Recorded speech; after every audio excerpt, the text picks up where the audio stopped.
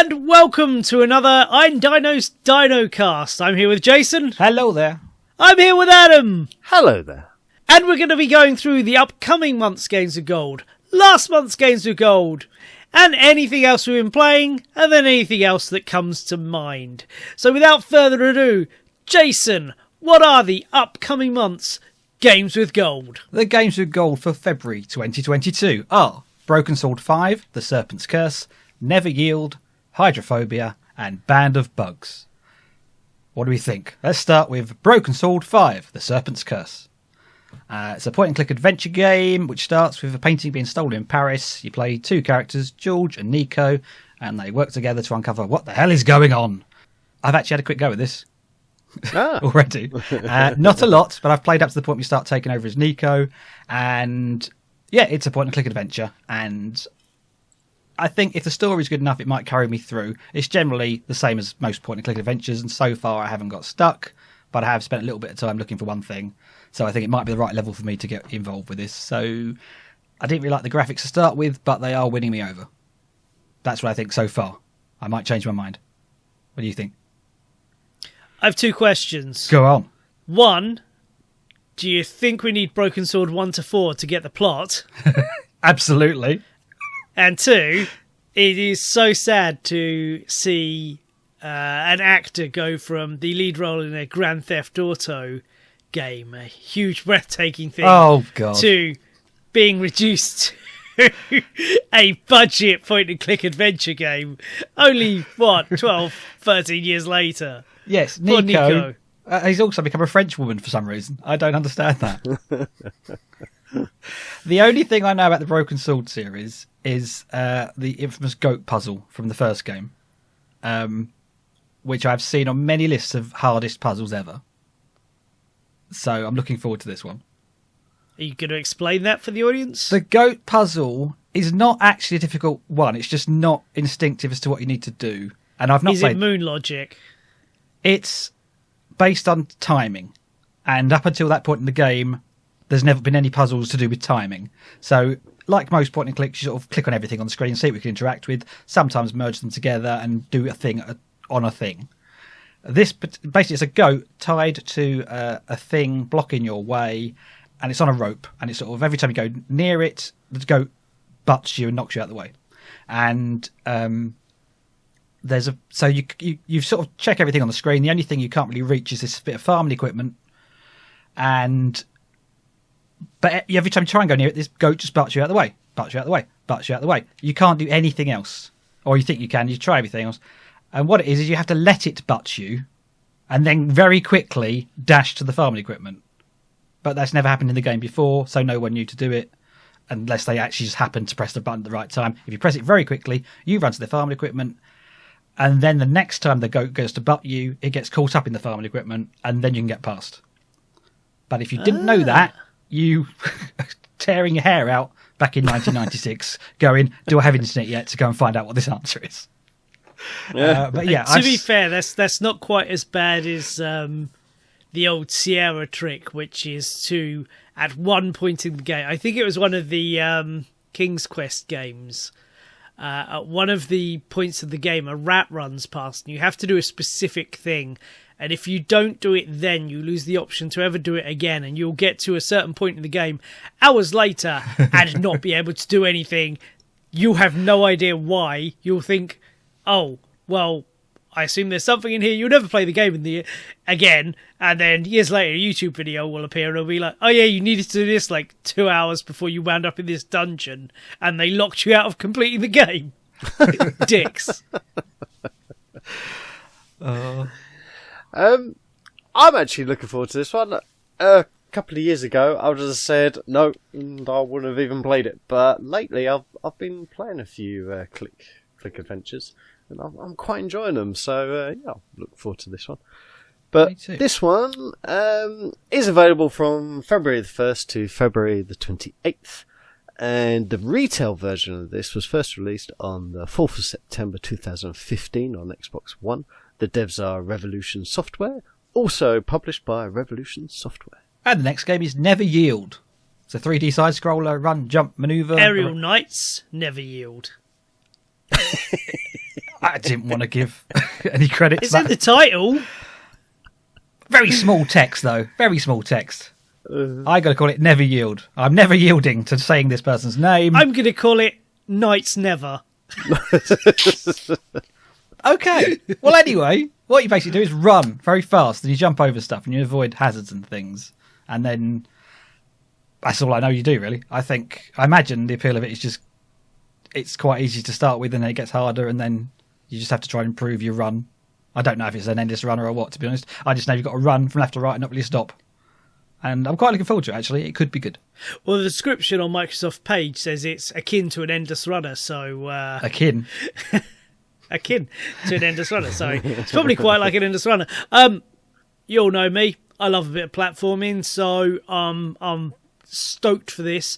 I've watched a couple of trailers and I didn't quite get a feel for how big a part the music is going to play, like if you're supposed to be jumping and doing things to the beats to kind of help you. But I kind of got that feel that might be what they're going for. But yeah, looks good. It's a platformer.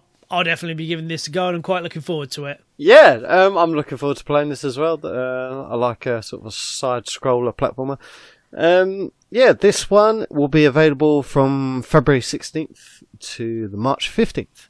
And it was first released on May 2021, so it's very recent. The devs are Aerial Knights, and also published by Heads Up Games. Hydrophobia.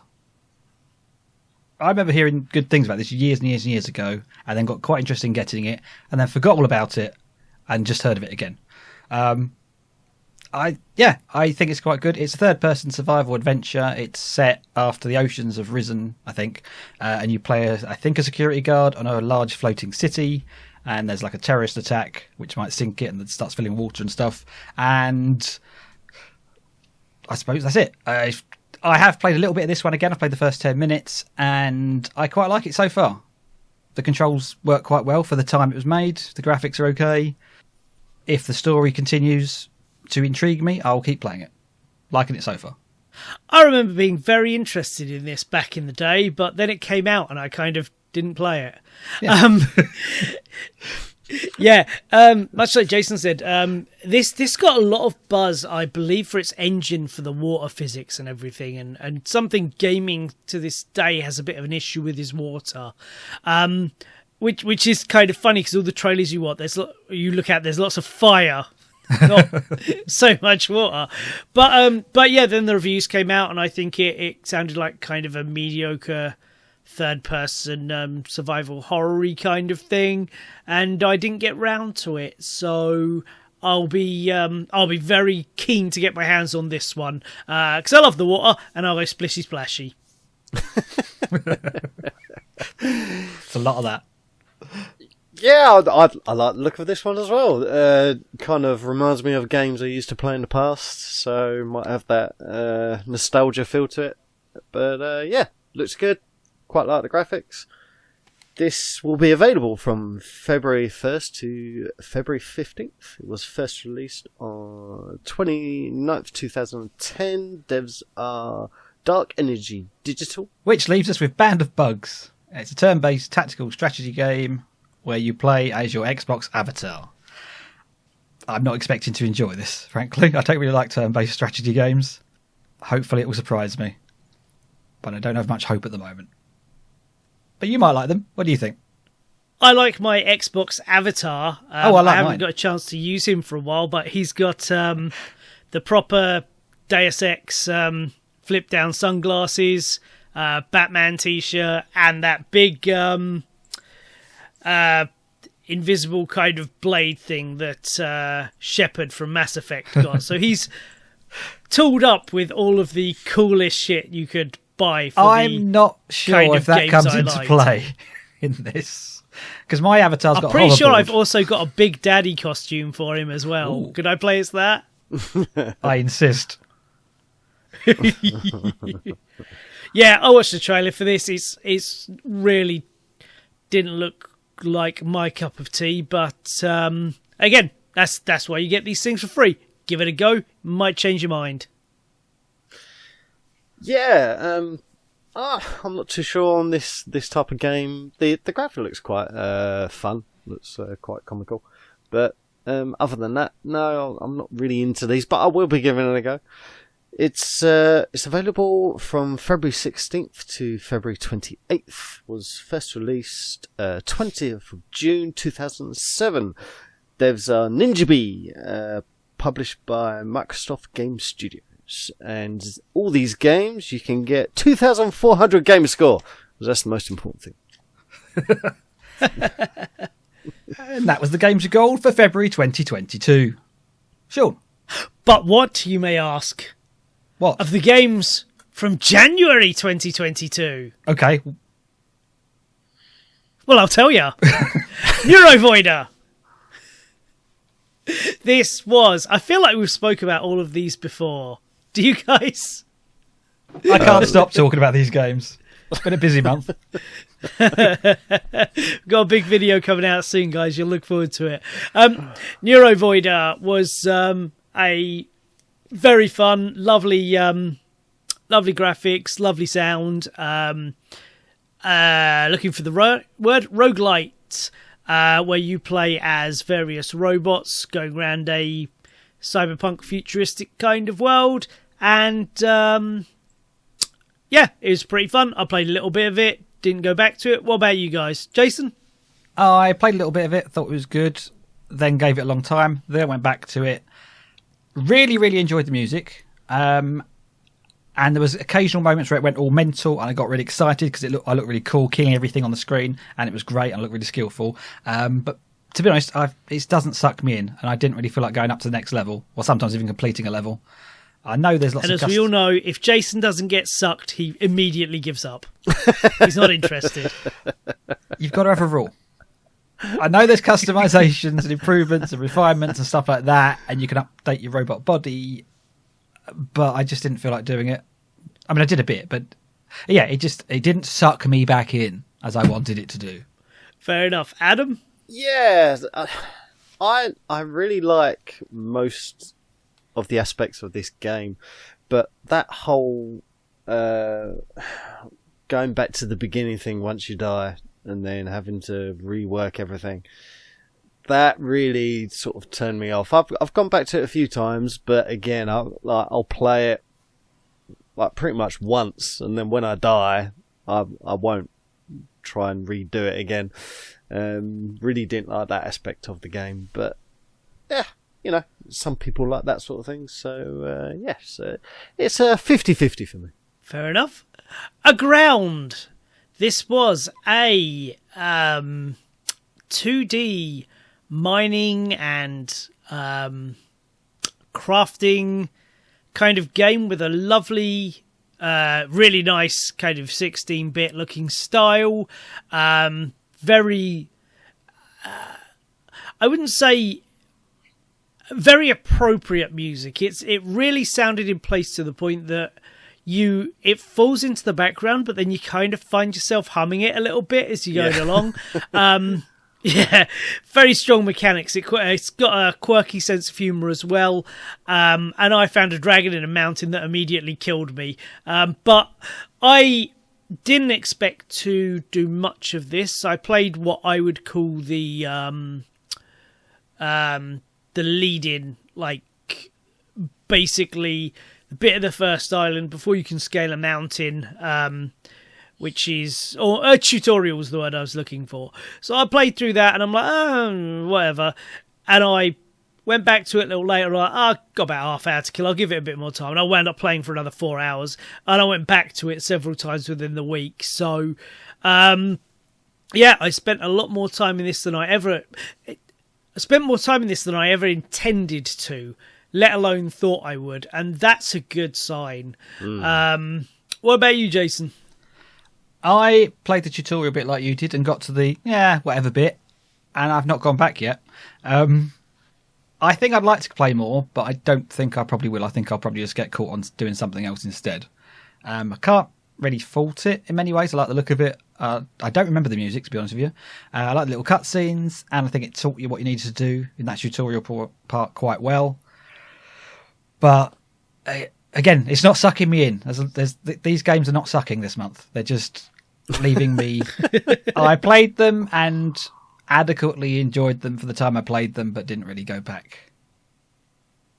Yeah, I'd recommend it to people. I think it's probably a good game, but I haven't got past that whatever mountain yet that you got past and then you got sucked in, clearly. So maybe I will. I'll give it another go because I've spoken so highly of it. Adam? Yeah. Assume this is very much up your street? Yeah. I really enjoyed this game. Everything about it, really.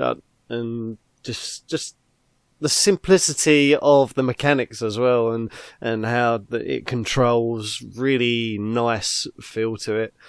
The mining aspect I absolutely love, just the way they've done that, and even just the talking to the characters when you go into like rest, like you got this hut you've built or finished off, and when you go into it to rest, to heal up, there will be a cutscene sometimes, and then you've gone on to the next bit of the game, and those are quite enjoyable. And it's nice to work things out. I got to the mountain bit as well and found the dragon, and because Shaun told me about it, I didn't attack it, and he just let me stroll right past him. So, but then I decided to try and climb up the mountain, and that was a mistake. I found a yeti up there throwing massive big snow boulders at me, and I couldn't get past him. But I shall be going back. This did hook me, and I've been going back to it, as Shaun said, quite a lot during the past week. So yeah, a big, huge thumbs up for me. Definitely play Aground. Radiant Silvergun, the kind of 2D, 3D bullet hell shoot 'em up, with the crazy Japanese story. If you want to play it in that mode, I didn't really. You saw in the video where I got to the corridors of just guns everywhere and a million bullets and stuff, and that was that. It's not that I stopped liking the game at that point. That is my skill ceiling. That is the point at which I'm like, the amount of time I'll need to keep replaying those first bits to get back to here, to get good enough to get through it. I'm too old and I ain't got the time for that. So I loved what I played of this. I'm happy that I played it, but I'm now happy to put it to one side. Is there other games that can consume that time that would be taken to get legitimately great at this game? Jason, what do you say? I say, if that's your skill ceiling, I'm still stuck in the skill basement. I did not play. I didn't get very far in the time I gave it. I'll phrase it that way. It just goes crazy with all the enemies on the screen. Yeah, I'm sure it's very exhilarating if you get through it all, and you look really amazing doing it. I think, yeah, it's a good game if you're prepared to take the time to perfect your skills. I just know I'm more likely going to just calm and chill out, just doing some fishing or something in Red Dead or something instead, rather than having people throwing spaceships at my face while screaming at me. Yeah, very busy game. Not a bad game by any means, just, yeah, it beat me. Adam? I did play this, and the graphics, loved the graphics, loved how it controlled. Hated the bullets from hell. Wow, there's just so many bullets.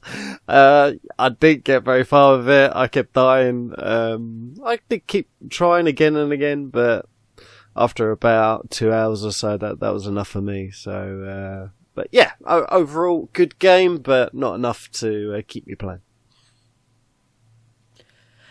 And finally, we have Space Invaders Infinity Gene. This starts off appearing to be your common and garden variety Space Invader, and very quickly ramps up and gets increasingly ridiculous until you pull your hair out and scream and cry. I played... this is one I keep going back to and chipping a little more out of, and it is like... the difficulty curve is very much one of, it's going up a little, oh god, it's through the ceiling.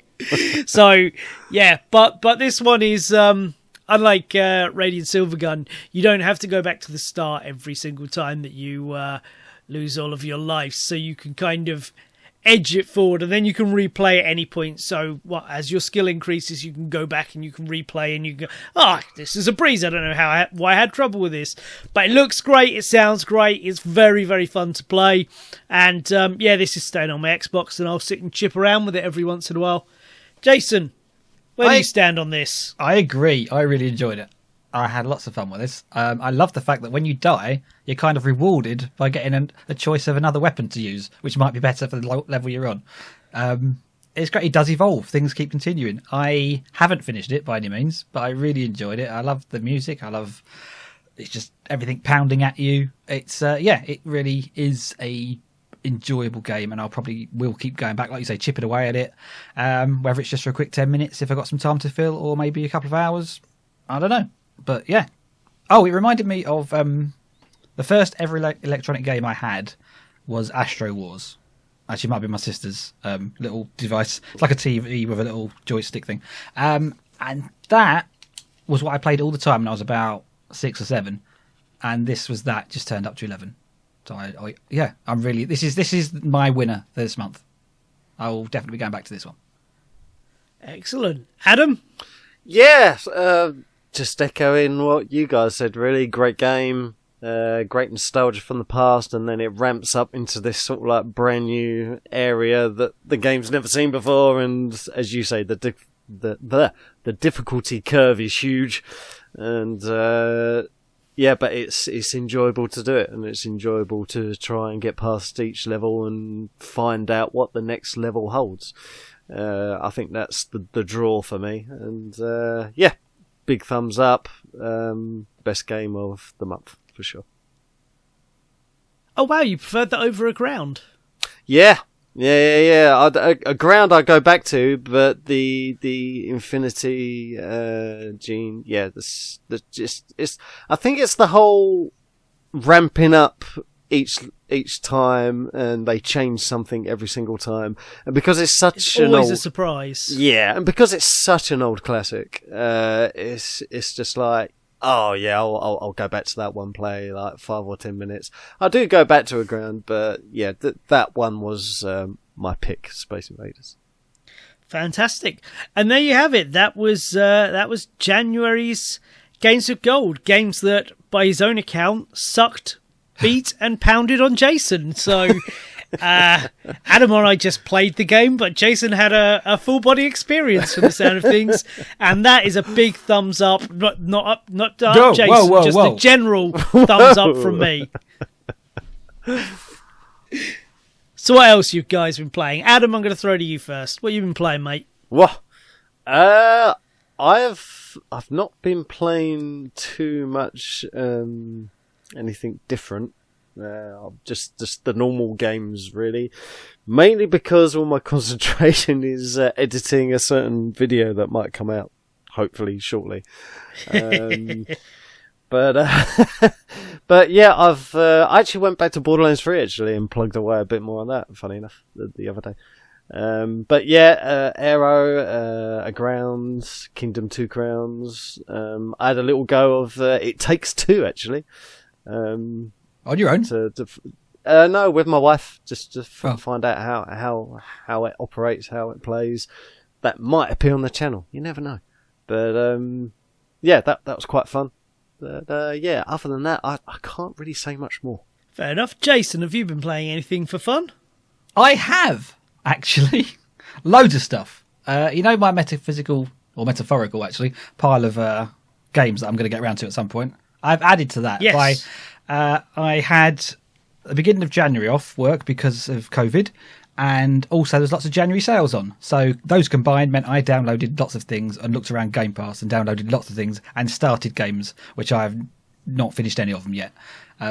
I'll run through them very quickly. If you want to ask about any of them, feel free at the end. So I started playing Alex Kidd in Miracle World DX, Ancestors Humankind Odyssey, Assassin's Creed Odyssey, Assassin's Creed Valhalla, Backbone, Control, Cuphead, Death's Door, Firewatch, Ghostbusters the video game, GTA Remastered Definitive Edition, San Andreas, LA Noire, all of the Life is Strange games, which is like 4 games or 5 games, Little Nightmares 2, and mine scanners. Oh, and the one that is my favourite. The one that I am continuing with at the moment, and I'm going to finish first, is the Pedestrian, which is a lovely little puzzle game where you play a stick figure from a hazard warning sign, and you have to basically get to you go through various levels. You just got to get to the exit. I would describe it like Portal, but 2D in a sense. You haven't got a portal gun, but you basically you enter a level which is on a sign, and it can be like a combination of signs on a fence or a wall or something, and the backgrounds are all like proper 3D rendered stuff with proper lighting and everything, but you're just on this flat plane, and you can move the signs around and you can make connections between elements on the signs, but basically you can see where the exit is and you've got to get there. And I've really enjoyed that, and it's they add little mechanics each level to how hard it is, and so far I'm really enjoying that, and that's the game that's pulling me back to go and play another. That's the one that's sucking me in this month, so I'm going to go back to that probably tonight, maybe. Who knows? We'll see. Any questions? Very nice. Yeah. Did you write down that list of games, or was that off the top of your head? I wrote it down. All right, would you mind going through that again, because I had questions on a couple of things. Okay. Alex Kidd. First one was Alex Kidd. In Miracle World. Is that DX. good? Because I've been very interested in It's that. one of those ones that's like... So Alex Kidd in Miracle World is the one that came free with my Sega Master System many, many years ago. And this is an update of that. You can play it with the original graphics, or you can do like a modern day graphics version of it. That's just a flick of a button. So I do that just for fun, see what it looks like. And haven't got very far with it yet, but yeah, it plays the same. It plays pretty much the same as it always did, to be honest with you. So yeah, it's a good game, and I will finish it just for nostalgia's sake, if nothing else, because that's a game I played a lot of. So that was a good game. It's one of the earliest console gaming experiences I remember. Alex Kidd in Miracle World. I very, very vividly remember playing that around a friend. This probably when I still had a Commodore 64 and that. And he had a Master System. I was blown away at the sound and the graphics, and we were like, oh my god, how is the game managing to read our minds whilst playing paper, scissors, stones? Because we didn't realise it was programmed to be like a set thing every time. We just thought it was somehow predicting what we were going to do, and we were like, oh my god, what's happening? I mean, I don't see the problem if it was just randomly generated. It's not, obviously, but I can't see a problem with it being randomly generated, but we'll see. What else was on your list? Ancestors of the Humankind Odyssey. I'm not very far with that. That's about... Don't know that one. Primates. Oh, you said Assassin's Creed, didn't you? I said Odyssey and Valhalla. I downloaded both on the same day. I'd had Odyssey a long time. Actually, I didn't download Odyssey. I've had that a long time. I started playing that again. Then saw that Valhalla was in a sale, so I'll get that again.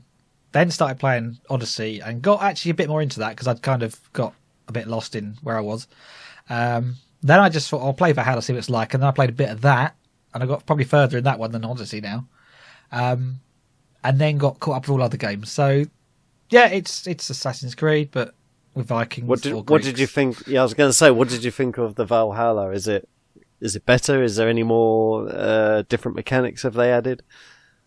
It's been a week or two since I've played it, but I would say I don't remember any major differences yet. I'm still on the opening bit, to be fair.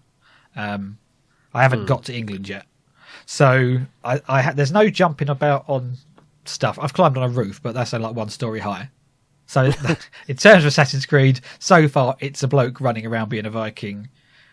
Actually, it's a woman being a Viking. I'm playing the woman, but yeah, you're doing stealthy stuff and that sort of thing. It's okay. I didn't like the previews of this game by any means. So I thought it looked boring, and the spoken word seemed very stilted, and all the graphics look dull and dreary because it's set in England and it's dull and dreary in the medieval time, in Viking times. And so I went into it with very low expectations, and so far it's exceeded those very low expectations. So we'll see what happens. But yeah, I've found various treasure chests and upgraded my stuff, and I've got clothes and things, and it's an Ubisoft game, obviously, so I think I'm in the Ubisoft club thing, so you obviously get free stuff from that anyway that I can unlock. So I've got a nice outfit already. That's the most important thing. I've got a nice outfit, a nice axe, and and we'll go back to it and follow the next mission at some point. But I'm now in that mind of, do I go Black and Bay Odyssey to finish that before I play this one? I don't know. We'll see what happens. See, I'm on that mind. That's why I haven't unwrapped it yet. I haven't unwrapped Valhalla. It's sitting there pristine in its wrapper until I finish everything that I can finish on Odyssey. So, what else is on your list? There was Backbone, which I have spoken about in one of our deleted scenes from a previous episode.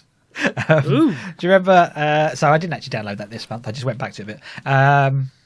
That was the month where we lost a lot of our game chat. So that's the one where you play a raccoon detective in like a noir. I do remember adventure. you talking about that.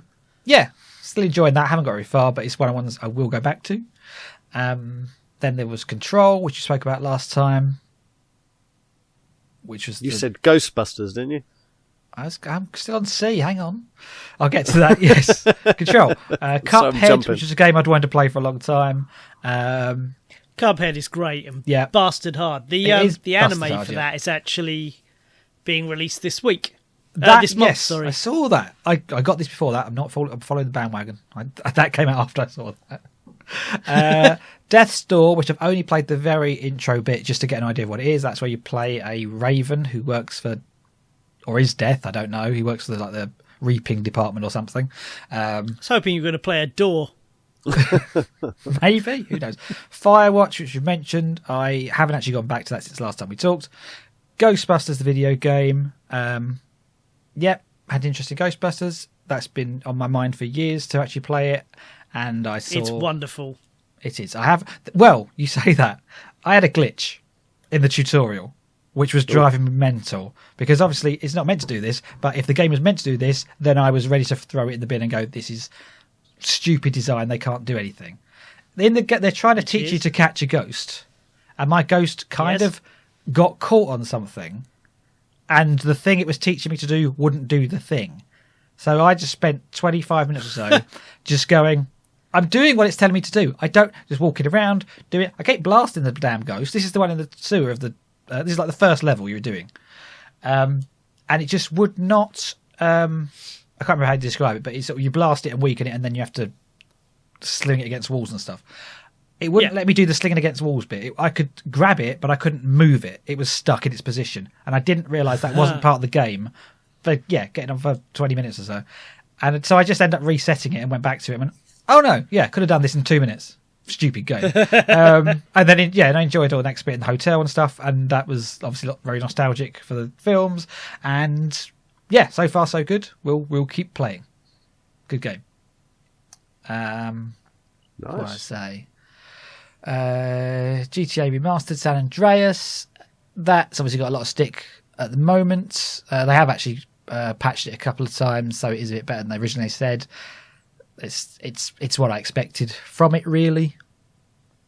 It's okay, but nothing to, I don't know if it's, you just call it definitive. It is just a slightly brightened up version of the game with some changes, and they have made some errors in just copy pasting and not being too clever about what they're copying. And making something, the biggest thing for me was when I first turned it on, was the graphics are too sharp and too perfect. So yeah, they have actually added some like fog in now that you can turn on. But the horizon is like a dead sharp straight line, which it shouldn't be. That just ruins the whole element of it. And you can see Las Venturas from one of the buildings in, you can see everything.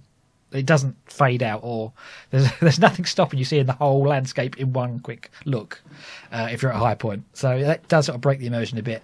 And there's been lots of complaints about facial, not some of the faces not being very good, and some of the animations not being very good. But generally, as far as I'm concerned, it plays as I expected it would do. I haven't had any major issues, but as a big GTA fan, I've also not really been putting a lot of time into it. I go back to it maybe every other week and give it a go. LA Noire, another Rockstar game, detective game from many years ago. I had an urge to play this. I started playing this on the 360. I tried to transfer that to my Xbox One. That wouldn't happen. Or I tried to play it on the Xbox. Too many Xboxes now. Tried to play it on the new Xbox, bigger Xbox. Anyway, saw it was on sale. Thought, sod it, I'll just download the new one, or the one for the system I've got. and played the first couple of levels of that. And I always like that when I played it before. It's it's a story based driving around detective game. It's quite fun. I enjoyed it. I absolutely loved that game. I didn't know if you were going to go for loved or loathed then. I really couldn't tell. No, I absolutely loved it. I think that is... Because that wasn't actually... It was published by Rockstar, but it wasn't actually them. It was a team in Australia, It's wasn't Team it? Bondi, who actually made the games that I used to really love, the London-based The Getaway series, which was... People called them GTA-like games. But they weren't. They're actually closer to this. I mean, it even sounds like GTA. Getaway. GTA. I see what they did there. Yes. Yeah, it is basically a point-and-click adventure, but in a big 3D environment with cars. But if you go into it expecting a Rockstar GTA game, then no, it's not that. But it's made the same. It's the same engine, and you can drive cars. But the world looks good if you don't sort of try and go into buildings and stuff. You sort of realise how unpopulated it is if you actually try and do anything in it. But I think it's very well. Oh, you say that, but it's supposed to be like 1920s, 40s, I think. It's after the war. So yeah. Is it after World War One? I thought it was after World War One. It's after World War Two. It's after World War Two. So being the late 40s then. Sorry. Yeah. So there weren't so many people around. There weren't so many cars around and stuff like that. It's still a bit unpopulated, but that didn't bug me as a game world. Oh, not me either. I think that's why I got a lot of complaints. I think a lot of people expected 1940s GTA, and it wasn't that. It was very kind of linear in what you can do. You can drive around if you want to, like the Getaway games. You can, but you're not really encouraged to do it, and there's not a lot of payoff for doing it. I mean, there are hidden. I think they sort of go, well, since it isn't a free roaming landscape, we'll put lots of collectibles about. But other than collecting those, there's not really a reason to go around. You might as well just stick to the story, which is a very good story, I think. And I enjoyed it. And there is a hell of a lot of it. It was over like 4 discs or something. Yeah, right? and there was at least 2 or 3 DLCs as well with extra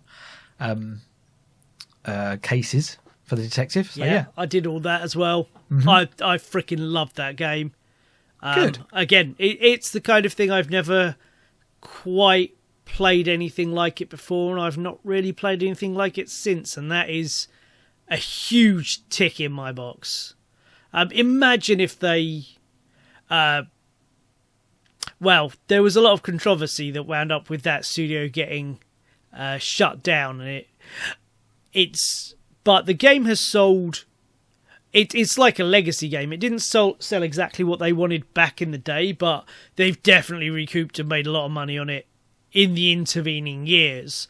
I'd love to see a sequel with updated technology. I mean, that was 360 era. Imagine what they could do now. Oh, yeah, it's certainly paved the way for a lot of things with facial capture and all that sort of stuff. I think Jason, enough with the sexual stuff. Stop talking about facials. I can't get my mind off it. Anyway, back to my sexual life. The next games was I downloaded all of the Life is Strange games, which I have played. I've been meaning to get to them for so long. I played the first one 3 times because I wanted to play it. I don't really agree with advising people to do this, but I did this with this game. I played it once instinctively because it's a multiple choice game and you make decisions, you do things in certain orders, that sort of thing. It's basically a point and click game in a 3D environment again, but it is so my first playthrough I did, and this was episodic as well, so you had time to do it when it first came out because you didn't, this part 2 you didn't know it was coming out or something.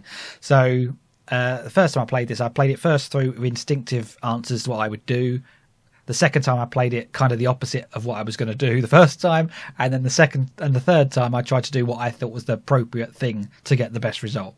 But then I always feel like I need to play the first one again because I want my instinctive one to be the main one. Anyway, that's what I did. So I've replayed the first episode of that and enjoyed it. I think it's remastered. It definitely looks good on what I'm playing. I know they have done a remastered one. I'm assuming I got the remastered one. So I'm looking forward to playing through those again. I really like the also, what brought me into that was because I was playing Lake the other month, and that was a very gentle Yep. point and clicky type game, and it's set in Oregon. And so is this, and that reminded me a lot of this, which is why I went back to it. I think I might like Oregon. I think I'm going to move there at some point. We'll see. But yeah, Don't get on the trail. that's the only way to get there, and also to get some killer disease. Probably, I don't know. We should play that one day. We should play that definitely. I have it. Okay, well let's do it on the channel. We should. I also played Little Nightmares 2. Haven't played all of it. But after having played the demo, probably a year or so ago now, and been good or bad about the whole thing and indifferent, I went, yeah, it's on sale. I'm getting Little Nightmares 2. So I'm looking forward to playing that through. And then the final game, apart from the pedestrian, was Mind Scanners, which I've only played like the first 5 minutes. And I have never played Papers, Please, but in my mind, this is going to be like that. It looks like it.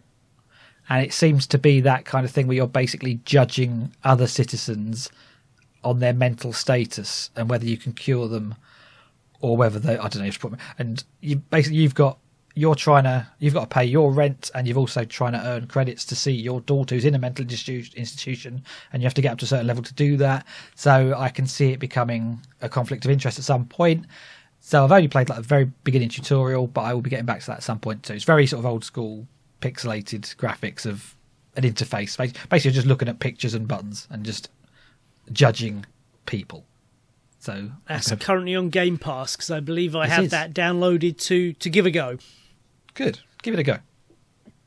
And that's all of the games I have currently downloaded, not counting my massive pile of things I want to play from way back. Well, I have been... Well, I'm going to start that again. I kind of... Okay. Lost track of things. Well, the thing is, I can't remember when we did the last Dinocast. It'll be January. I can't remember if it was before or after I played this, but it can't have been after I completed it, so I'm going to go with that.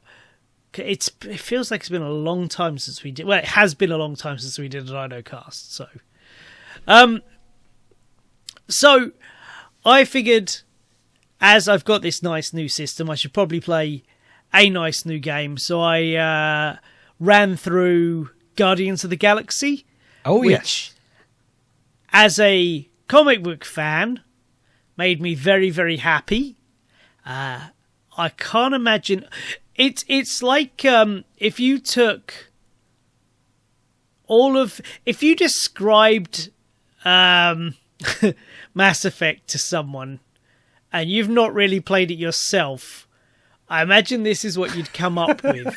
Because it's obviously that's what it's going for. But I honestly, if you had to tell me how is this a game, I'd probably say this isn't really a game. I'd almost call it, like, there are battles in this, but it's basically, there are two battles in this whole game.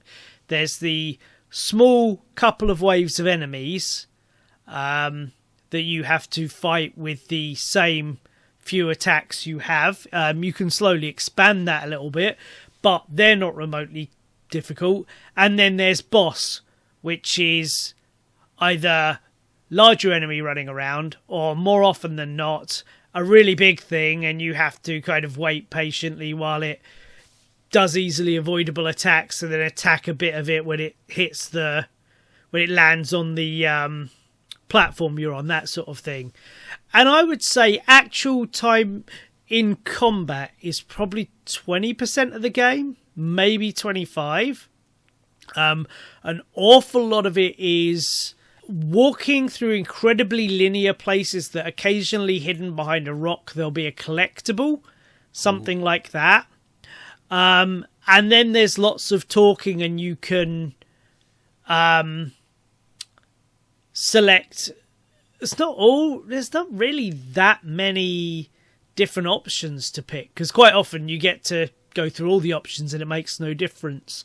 At key points there are some differences, which is quite cool, but I don't think they particularly affect the outcome of the game, although a couple of choices I made did stop me getting an achievement, which is very, very funny. It's in a cutscene right at the very end of the end credits, which really made me laugh.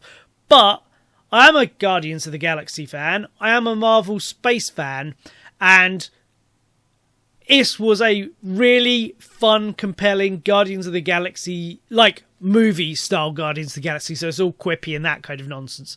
But they were a bit more aligned with the comic book characters. They had a lot of stuff from the comics in there, loads of nods, loads of Easter eggs, tons of stuff I didn't even get, because like the space side of Marvel isn't something I'm massively up on.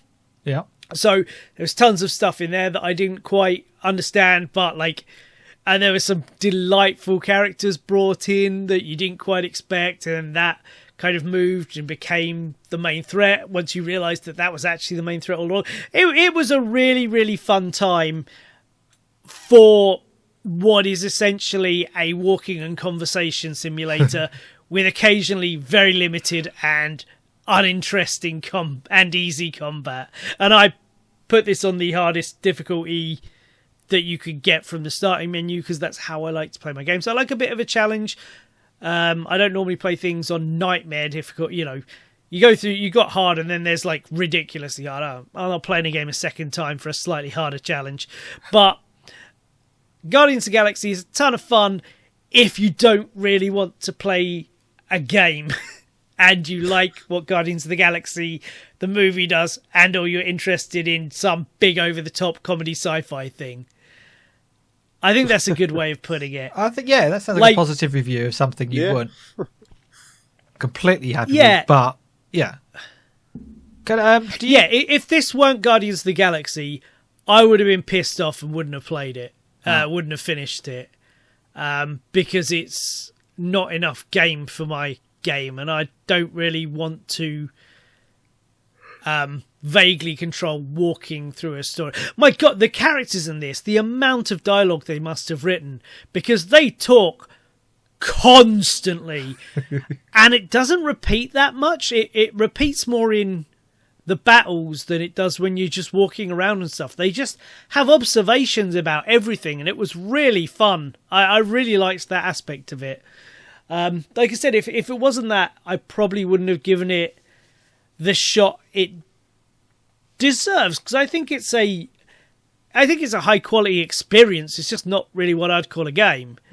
Do you play as one character, or do you change? No, you play as Peter Quill, but basically you are always going around with between one and all four of the other Guardians. So you'll be in the battles together, and then you've got abilities wheel, so they'll just be fighting all of the enemies, and you can launch one of a series of specials for them at any time. You can command them to do certain things, like if there's a rock, you can get Drax to go pick it up and lob it. You can do if you and one other are attacking an enemy at this time, you can do like a 2-person beatdown, and there's a mechanic called the huddle where they all come in, and it goes to a little cutscene, and you have to listen to what they're saying, and then Peter gives a rousing speech that will either boost all of their stats for a while, or if it's really crap, slightly negatively impacts them. While it plays some blisteringly awesome 80s music and you go back to it. But yeah, the writing and the acting was excellent. There was some genuinely quite touching and wonderful moments in it. A really, really strong stuff centered around Peter's relationship with his mother.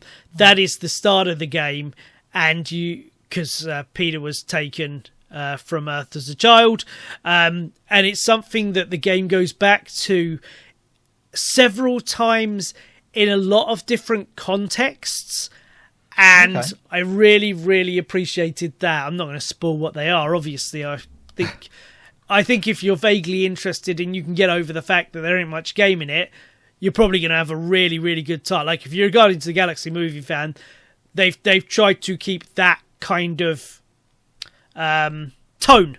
Tone is the word I'm looking for.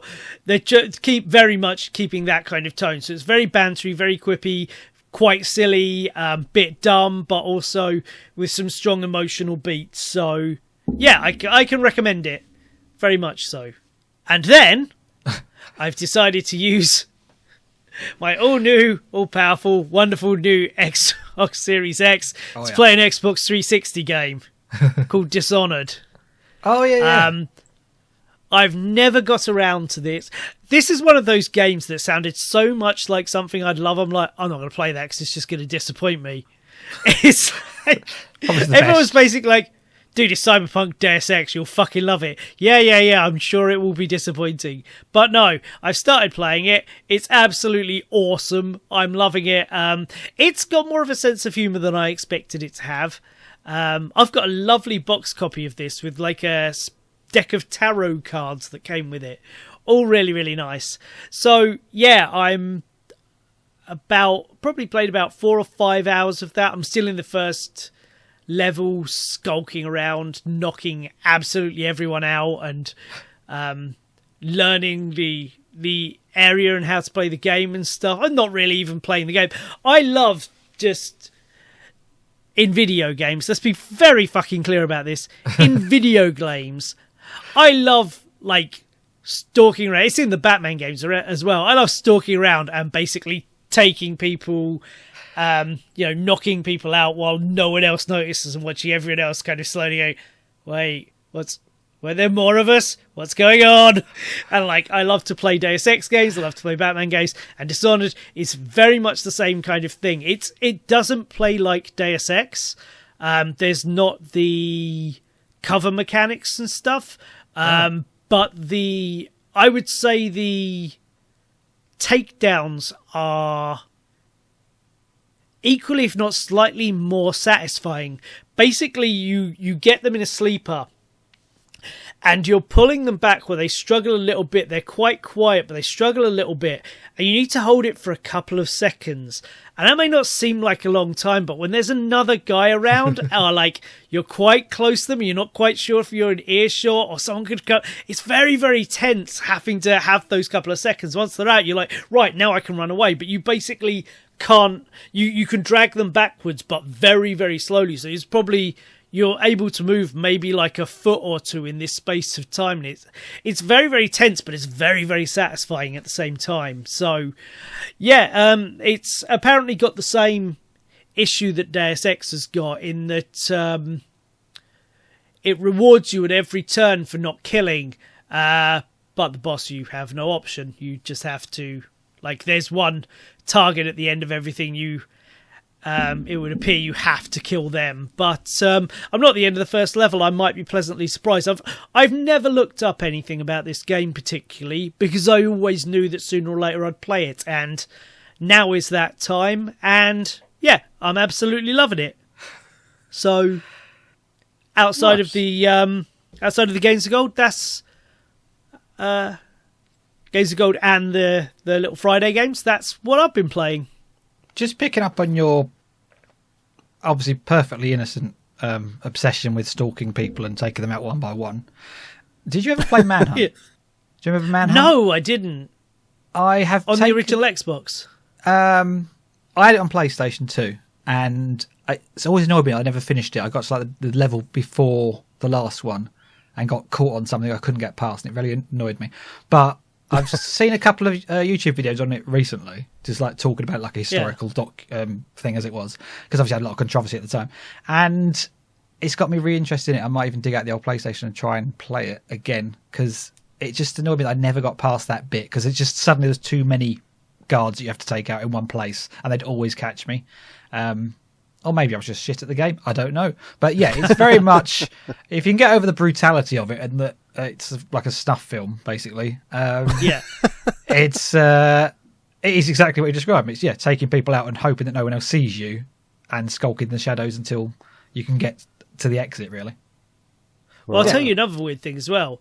up until, with the exception of the first 2 Deus Ex games, I've never liked stealth in games until Mankind Divided. Ah. Because basically the technology wasn't there, and it rarely worked. It's probably why I didn't play Manhunter, because it wasn't so much a case of you had all the tools and the skill to be invisible. It's either everyone was a complete moron, which the first 2 Deus Ex games, they're very limited. It's a bit on that case, or it was frustrating to play. Whereas things like Human Revolution, the stealth in that is absolutely incredible. The guys are still a bit dumb, of course they are, but I think it's now got to the point where it's incredibly satisfying to skulk around and knock people out. And I love playing games so you don't have to kill anyone. I prefer that. I'm all for running around with a...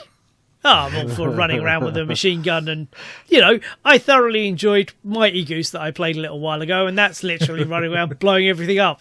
No problem with that. But you know what? If 1 in every 10 games I play can be quite heavily stealth-based, then I'm very much into it. And what have we all been watching? Anything interesting, Adam?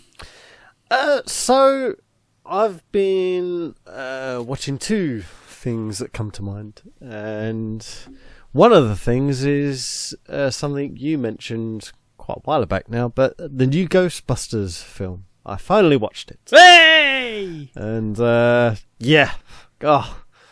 what a perfect film. It really is a fan's film. It's got everything a fan could want. Even how they done Egon. Like, I just thought that was such a bit of class filmmaking there, to give tribute to the man as well. That was really, really good. Brought a tear to my eye, that. And just an absolute excellent film for sure. I loved how they brought the... Oh, it's wonderful. Yeah, I loved how they brought Bill Murray back into it, Dan Aykroyd and Ernie Hudson. Just that scene at the end. Spoilers, by the way. But that scene at the end was absolutely phenomenal. Yeah, great film. Yeah, it's been out a couple of months now. Let's not go into too much detail, but I think spoilers, mild spoilers, are okay at this point. Yeah. Plus, they were all confirmed to be in the movie before it's released. Yeah, So. yeah. I also saw it this month, and I don't think you've said anything which is confirmed, like a giveaway spoiler as such yet. I've tried to skirt around just in case that someone hasn't watched it. What are you doing with your lives, man? Go watch it. Yeah, absolutely. I agree with that. But other than that, I've been watching a series that I've known has been coming for a really long time, purely because I had a little extra job in it. So, and this is Trigger Point. It's finally been released on ITV, and I filmed that. God, it was over a year ago. It was a really long time ago, but that was quite enjoyable. The first 2 episodes. I haven't spotted myself yet. I have no idea where or when my episode that I've been in, and it will probably be like a blink you'll miss me, but I'm in there somewhere, but not the first 2 episodes. But in terms of the actual series, it really is good. So it's Vicky McClure, Adrian Lester, and Mark Stanley, and Vicky McClure and Adam. Yeah. Somewhere in the background there, amongst the many extras, there's an Adam. But it's basically about a bomb disposal squad dealing with a terrorist attack. And it's got heart-thumping moments. It's got moments where you're screaming at the TV screen saying, "No, don't do that! Don't go in there!" And and it's quite keeps you on your toes. And then there's like the down parts to it where it's a little bit teary. It's so far it's good. It really is good. Check it out. There's only 2 episodes so far, so really, really good. I can't wait to see you in it. So, blink, you'll miss me. You need to wear something more obvious, like a stripy red and white jumper and a hat or something, some glasses. Well, I'll get... No, that would make him even harder to spot if he was dressed as Wally. Yeah. I think you'll find Wally's generally quite easy to find because he's wearing that. It's not like he's in a room of Wally's. He's the only person wearing that outfit. I think either you're incredibly good at these games or you're just looking at the cover and going, oh, that's a piece of piss, I'm not going to bother with this. Yeah. I always find him He's on the cover. right there. Yeah, he is right there. I will give you a clue. I'm around a burnt out Prius. So I'm in that scene. Although one of the parts of that scene, I'm in a suit, so you probably won't get to see my face all that much. But the next part, I'm not. I'm just a walker passerby. You'll blink, you miss me. So, do you, when you're doing that sort of thing, do you like to pretend that you're the same? You're the same character. This was me going to work. Oh, this is me out for an evening run. When it's like that, I try and separate because 2 different scenes. I think they're in the same episode. I'm pretty sure they're in the same episode, but 2 different scenes completely separate. So yeah, I just try and I take the direction from the third AD and give myself a goal. So I was just out for my lunch with a good buddy of mine. That was my little thing I had in my head. But yeah, you need more backstory. We need to know who the buddy is. Is it a long time since you've seen each other? Is it like a reconciliation? Do you have some deep secret to tell them? You've been yearning to tell them for many years. We need to know. To be honest, it's kind of, at this point, it's kind of like a bit of a game within my family of when something comes on that I know I've been in. It's like who can spot me first, for starters. Can you even spot me, or am I on the editing floor? I'm just being completely cut out of it. So yeah, it's kind of like a bit of a game that we play. But so I've not spotted myself yet. So. Do you ever collect like little clips of yourself and make like a show reel of this is me in this scene? I have actually, yeah. Hey. I have just a little. It's just a little. Well, it's mainly pictures actually, because technically speaking, you're not allowed to take pictures. But if you happen to go to the toilet during filming and you happen to be wearing your costume, we don't want to your see phone those. Accidentally goes off. I mean, what can you do about it? I just meant like record part of the episode off the telly. I didn't mean like make a flick book of someone at the toilet. I'm not naked, Jesus. No.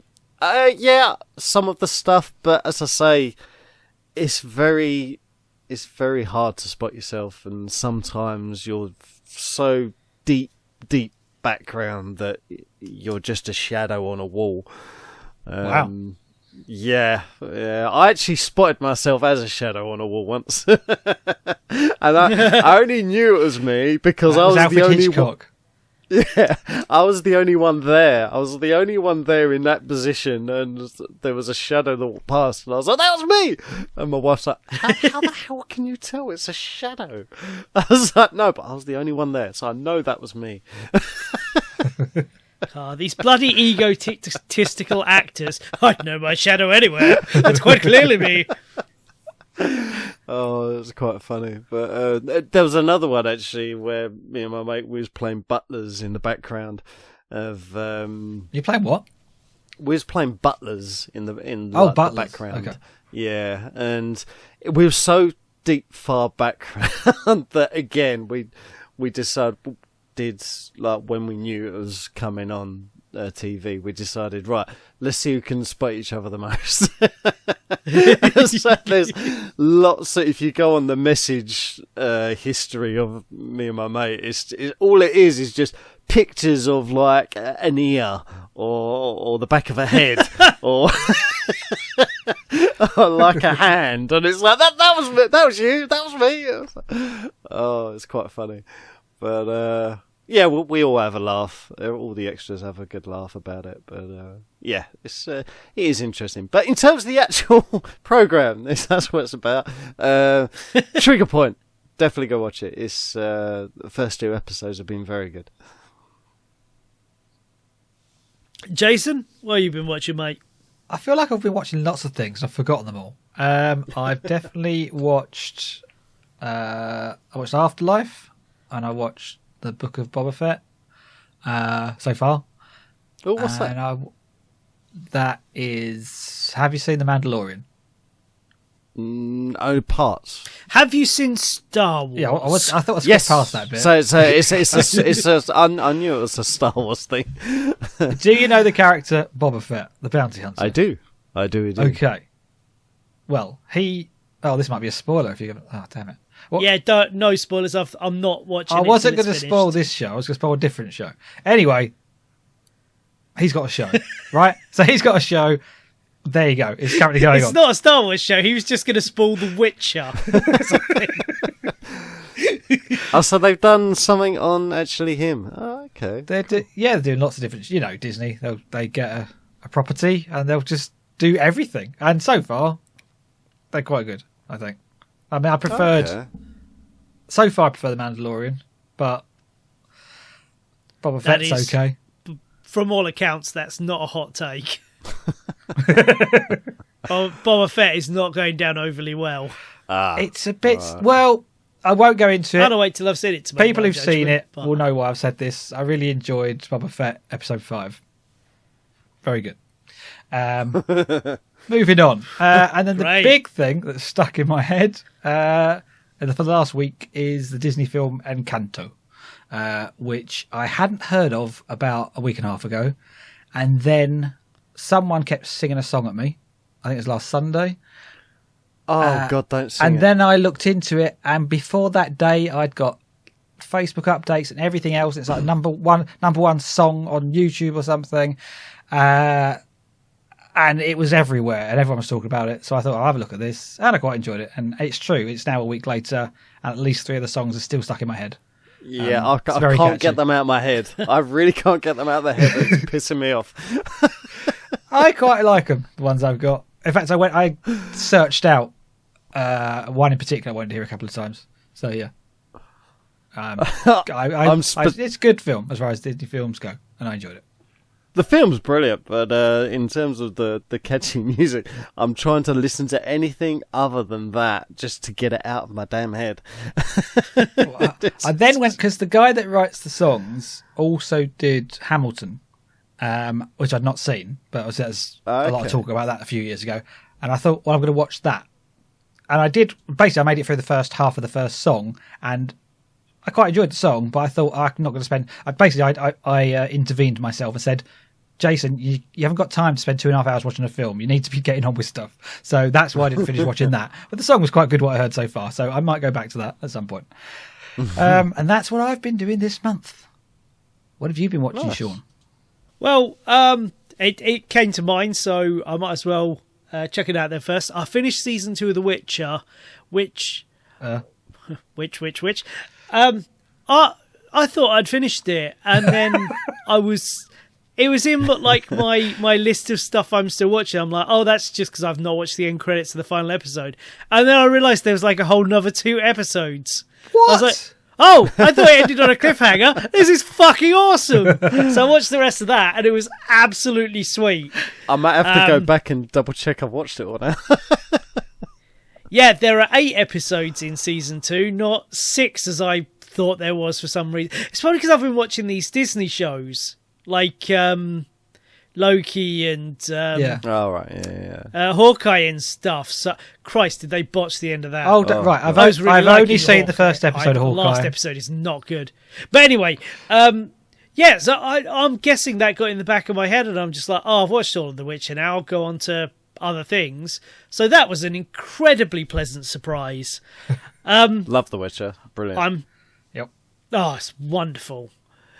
I'm still not finished Cowboy Bebop yet, but it's one of those animes I've been meaning to watch for God knows how long, and it's just, I'm finally getting round to it, and the legends are true. It's freaking incredible. Oh, while we've been doing this podcast, we've gone up another subscriber. Thank you. Cowboy Bebop is the original anime is absolutely astounding. Absolutely astounding. I've got 5 episodes to go. It's one of those shows where I kind of don't want to get to the end, not just because there won't be any more. I know there's a movie where that takes place. It's one of those shows that I've got a worrying twinge that they tell you in the first episode how it's going to end, and it ain't going to end happy. Yeah. And I really like all of these characters. So, like, the closer I get to the end, I'm getting increasingly nervous. But, yeah, I'll probably finish that this week. But that's just absolutely incredible TV. But... Can I clarify something? Are you watching the animated series or the television series, live action one? Yes, what I said, the anime. I did say a couple You of did times. say anime, but I didn't know how you're referring to that. That's why I was checking. Because it's obviously the TV show is more recent. That's why I was mentioning it. Well, it's not an anime. That's a live action. Yeah, but people use the I term will watch that because I interchangeably. really like John Cho. It's John Cho? I think it's John Cho. The dude who was Sulu in the newer Star Wars, and more importantly, in Harold and Kumar Get the Munchies. It is John Cho. And stuff. I can confirm it is John Cho. No, that was his name. I watched a cool movie he did several years ago. I didn't watch it in the cinema. I watched it on my computer.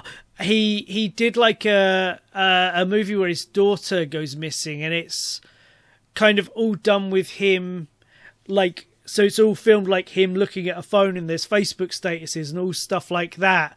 It felt very contemporary. It wasn't the best movie, but he was very good in it. And I liked what they were. I liked what they were doing with it. That was pretty cool. That's called But I'm getting sidetracked. That's called searching. Searching. That was it.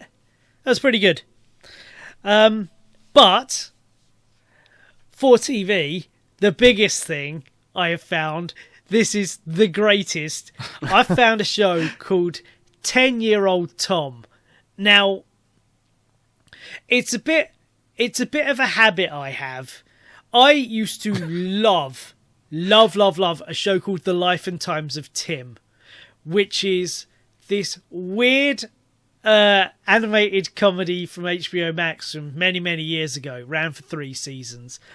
And they're all, like... It's incredibly down-to-earth and relatable, but the logical extremes it takes things is the humour of the show. So... and your lead character, Tim, is so meek and mild-mannered that he will just go along with these situations and wind up in just the most bizarre of circumstances. It's all about the delivery and the absurdity of it, but it is a wonderful, wonderful show. And it was cancelled a long, long time ago, but because certain things like that I will occasionally follow, like look up Steve Dildarian, who was the creator, and just see, has he done anything new? No, it's been years since I found he's done anything new. But I searched a week ago, and very recently he released on HBO Max a show called 10-Year-Old Tim.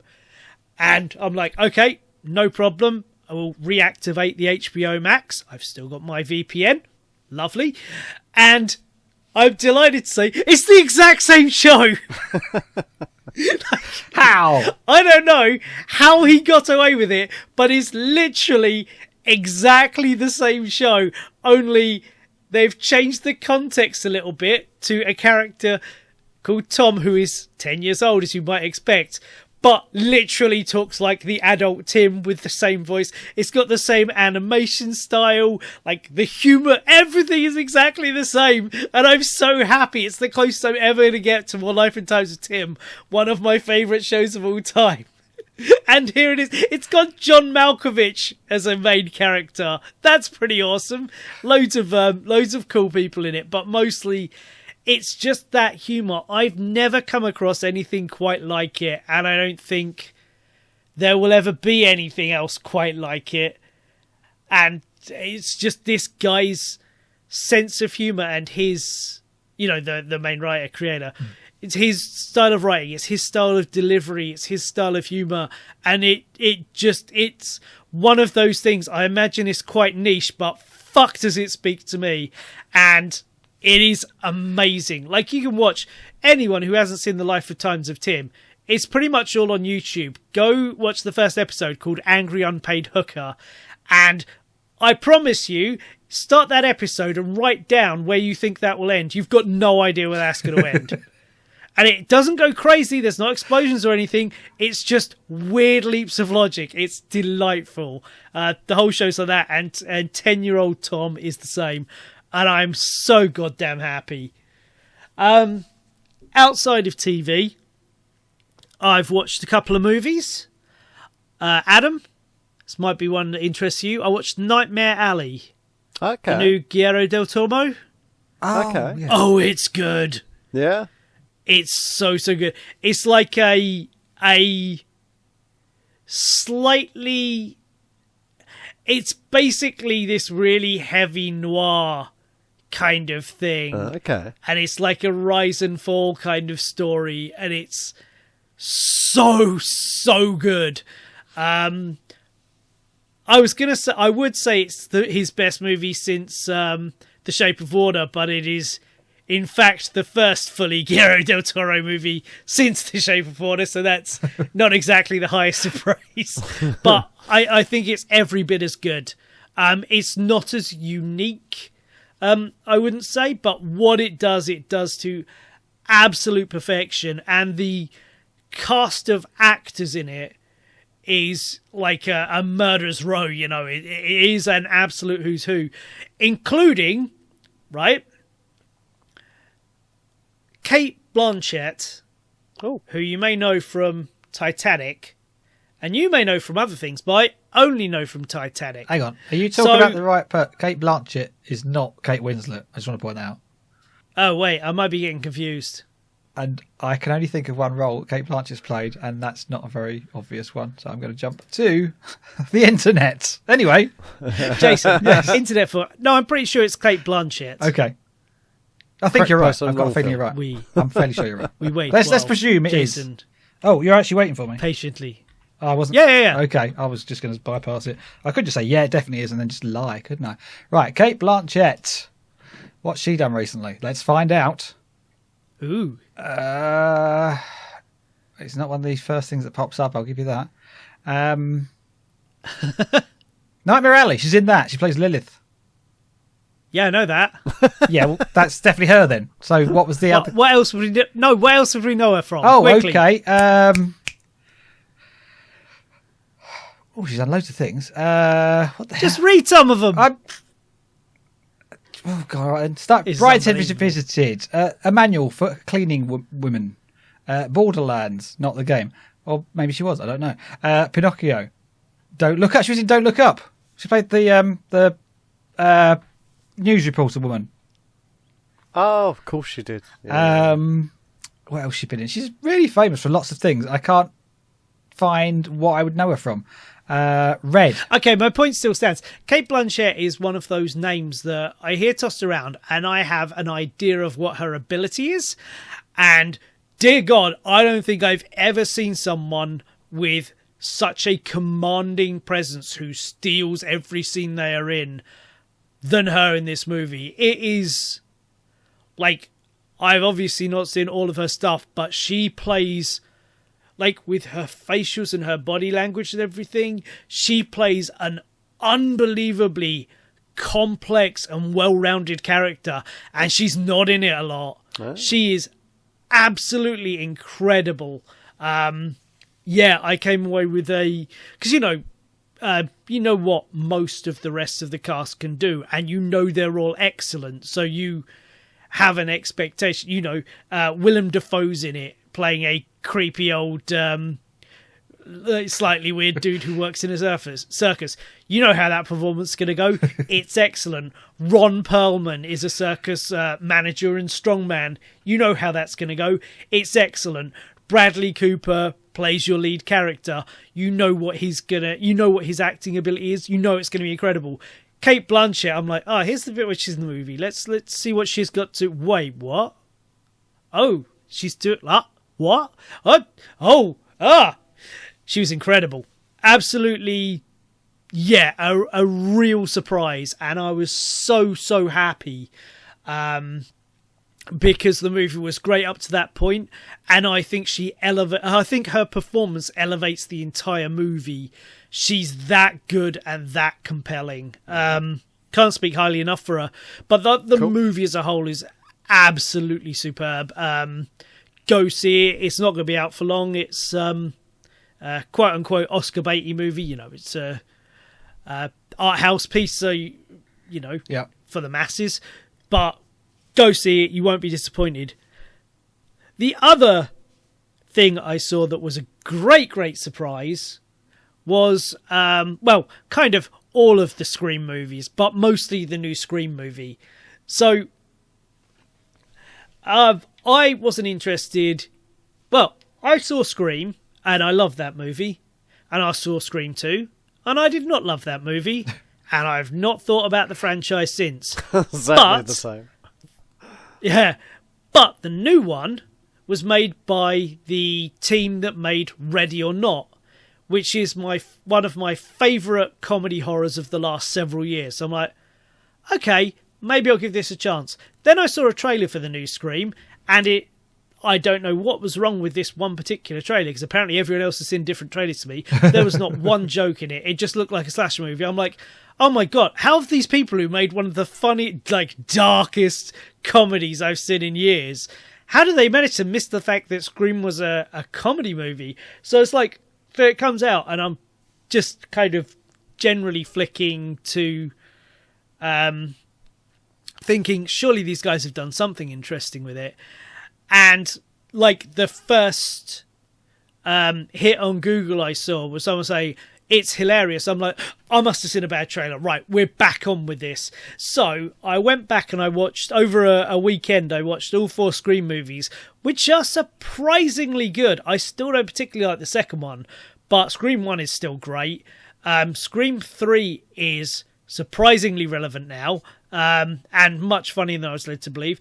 And Scream 4 actually was really fun. So that was quite pleasing. And then I saw the new one, and the new one is fucking brilliant. It is so funny. Really my kind of super dark humour. And it's the villains. I'm not going to spoil it, but the villain's motive is so incredibly contemporary. Without spoiling it, in the way that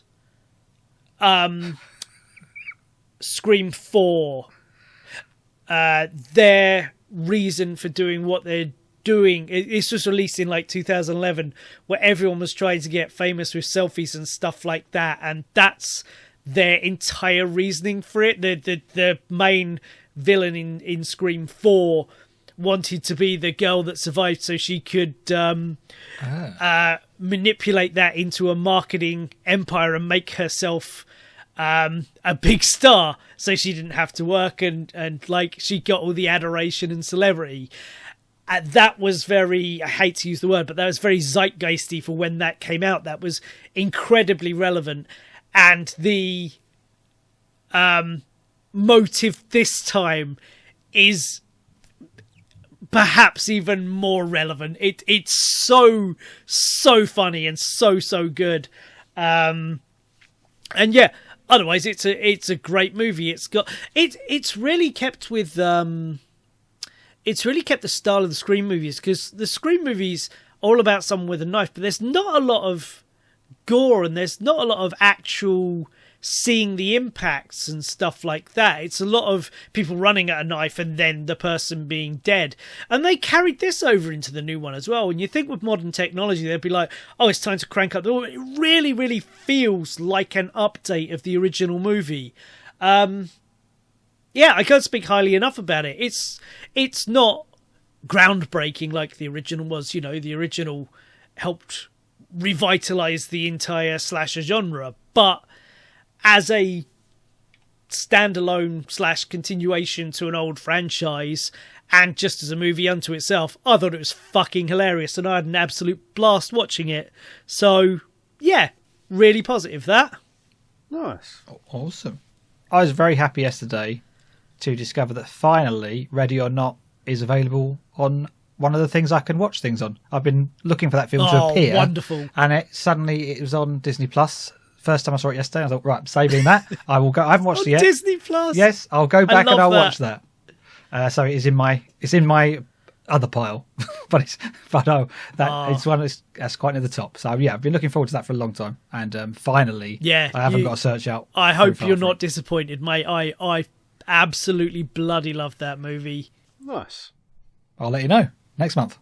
So, any final thoughts, guys? Anything else you guys have been doing? I've got to be honest, I've not been reading a lot of overly new stuff at the minute. I've found, funny enough, I found my copy of Fuck Yeah Video Games by Dan Hardcastle, the YouTuber known as Nerdcubed. Oh yeah. Because I was reading it last year, and I must have been reading it when I was playing Metroid Prime 3 for the Wii, because I was pulling down some Christmas decorations and I found it under the couch. So gone back to reading that in my spare time, and the little spare time I've got.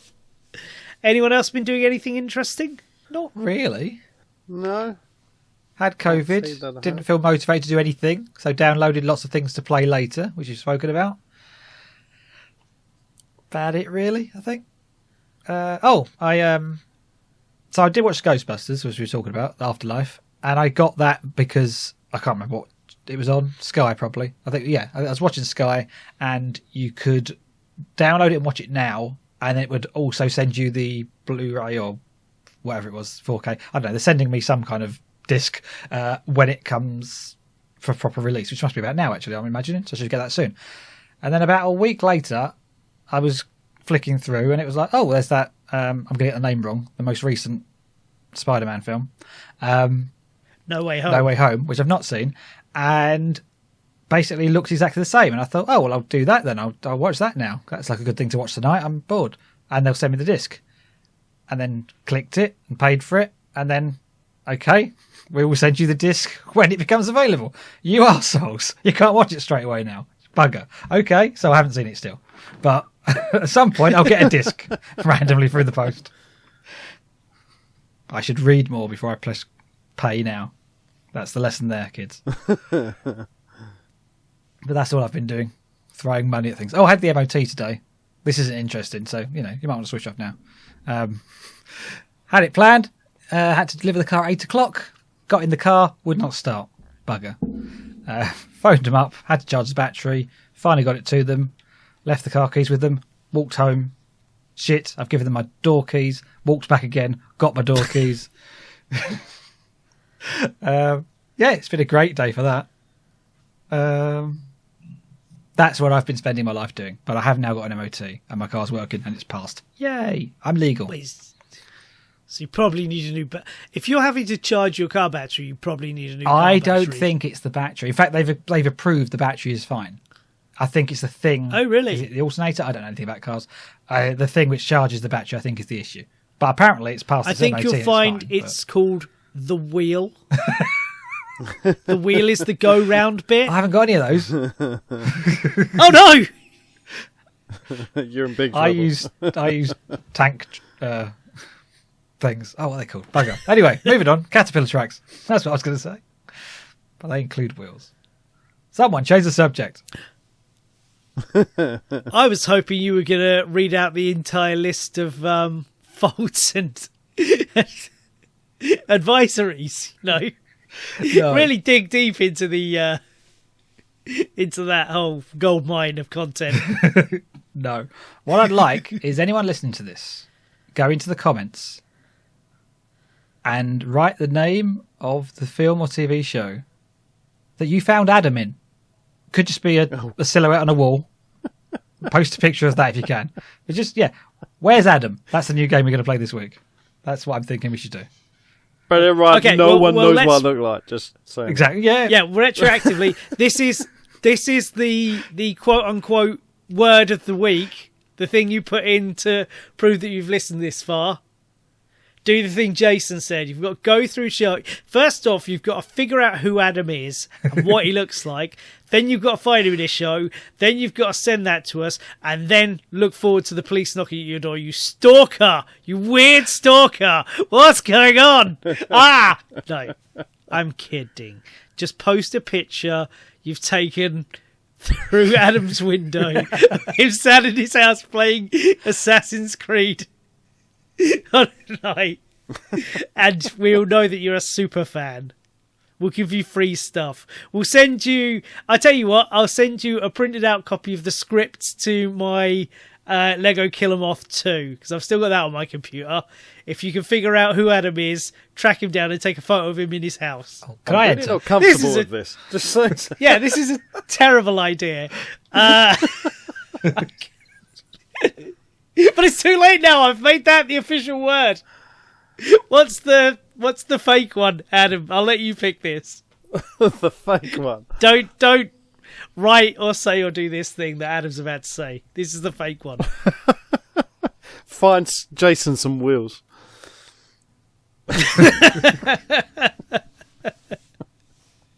So if you post a photo of Adam, we know you've listened to the end. If you post a picture of wheels for Jason, we know you haven't listened to the end. You haven't heard this bit. I don't know how you'd post that, but I don't know how this works. It's just a thing we've been doing, and I kind of find it funny, so we're still doing it. Any other business? Or should we just go? I think we should go. I think we should go. All right. Vamoose. End of Dinocast. Bye. Bye.